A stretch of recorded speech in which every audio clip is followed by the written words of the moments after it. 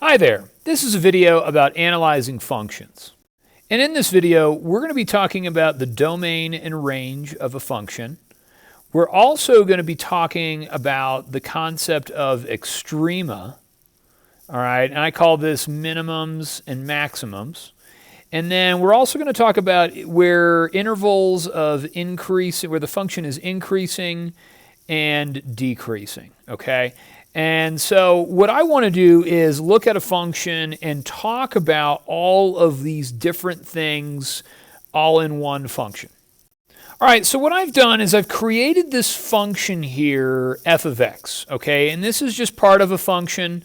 It's got endpoints, but what I do want to do with this function is identify what's our domain, what's our range, what's our relative and absolute extrema, and then let's talk about where are we increasing and decreasing. So in this, let's first talk about the domain and range. All right, so the domain, and when I talk about domain, I'm talking about where do we have x values, okay?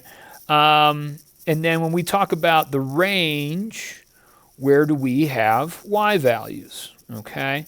And so what I want to do in this example is, where do we start off in our domain? Where do our x values start? And we always work from left to right. And so I want to start here at -5, okay? And this point down here is the point -5, comma, -4. All right, and then we end at this point up here, which is the point 4, comma 3. So when I'm talking about the x values, I'm saying, where do I start and where do I end? And in this example, what we want to look at is the interval, and when I say interval, that means x values, of where do we start and where do we end. Now we start at -5 and we go all the way over to 4. And I'm basically reading where does the graph start on the left side, where does it end on the right side. And so my domain in this case is going to be closed bracket -5 to +4. These are the values in which the function exists on our x-axis, okay? Now if we talk about the y values, where does our range, where do we start from the bottom and where do we end on the top, okay? And so we have, we start at -4 on our y values, and we go all the way up to +3. And all we're doing is just describing, well, where do we have x values, where do we have y values? The next thing I want to talk about is extrema, okay? And extrema, in this case, is where do we have maximums and minimums, okay? And let's talk about relative extrema, okay? And what I want you to think about, a maximum and min, I want you to think of, the tops of mountains and the bottom of valleys, so peaks and valleys, all right? And where we have a peak, that's a maximum. Where we have a valley, that's a minimum. So as we work from left to right, what we want to do is think about, well, as we start on the graph here, we move up the graph, and all of a sudden we get to a maximum point right here. All right, and this maximum point is the point -2, comma 1. And then as we move along this graph, we then have a minimum point, which is the point 3, -2. All right, so this point right here is the point 3, -2. All right, so the relative extrema in this case is really where we change from like increasing to decreasing, and we'll talk about that. But it's really your peaks and your valleys, okay? Now, as I look at this, this graph here, this point here, we have a peak right here. It's kind of like the top of a mountain. So if we were to, if we were riding our bikes or hiking up a mountain, we'd be hiking up, and we would reach the top, and then we'd start to go down, all right? And that's where we have a maximum. All right, so relative extrema, we have our relative max is at the point -2, comma 1, okay? And that's where we have a maximum. Now we have a relative minimum.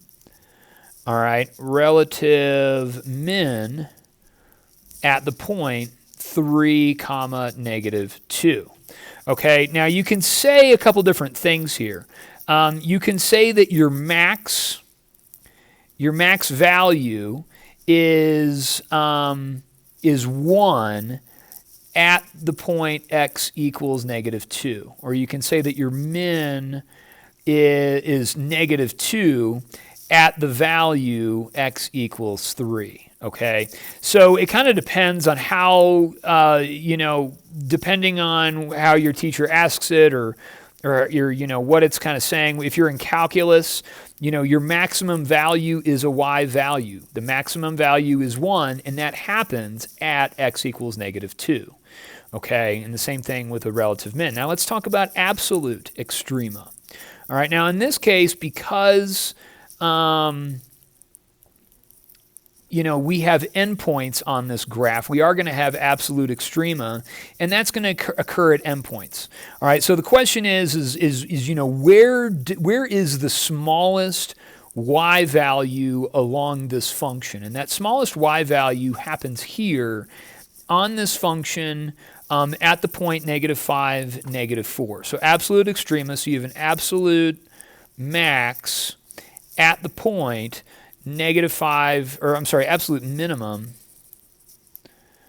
at the point negative 5, comma, negative 4. Now you have an absolute maximum, meaning like what's your largest y value, and that's going to occur at the point 4, 3. All right, so this is going to be at the point 4, 3. Okay, and we can also say the same stuff. Now for your purposes, for this video, it's fine just to list the points. But, with calculus and stuff like that, things do get a little bit more tricky. All right, so now let's talk about increasing and decreasing functions. So increasing, all right, so we want the intervals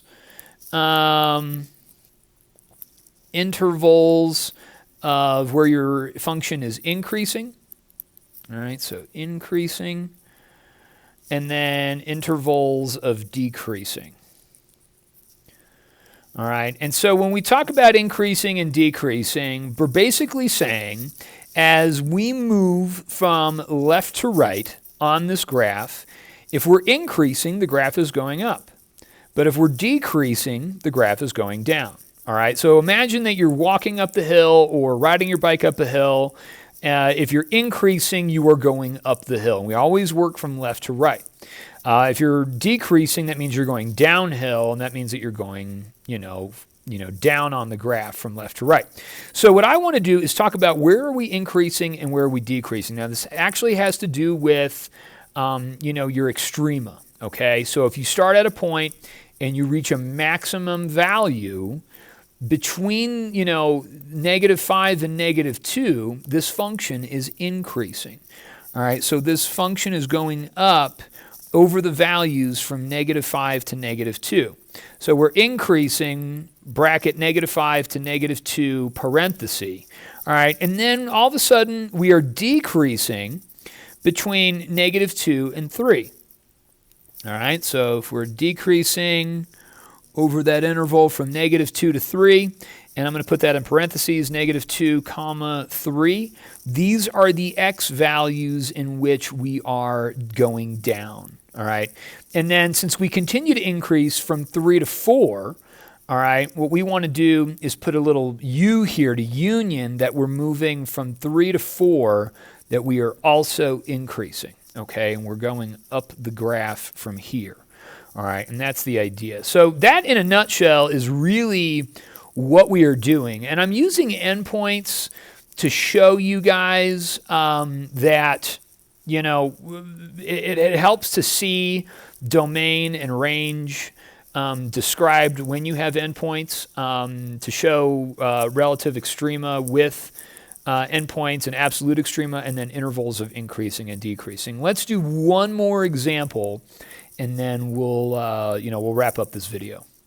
Okay, the next one I want to do is just a standard parabola to describe, where what's our domain, what's our range of this function, where do we have extrema, and then where are we increasing, where are we decreasing. So let's first talk about our domain and our range, all right? And so if you're talking about the domain of a parabola, the question is where do we start on the left side and where do we end on the right side?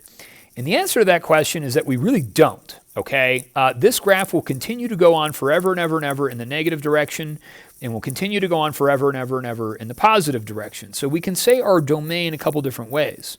Our domain in this case goes from negative infinity to positive infinity, and we put parentheses on those values because we're just approaching negative infinity. We're actually never going to get there.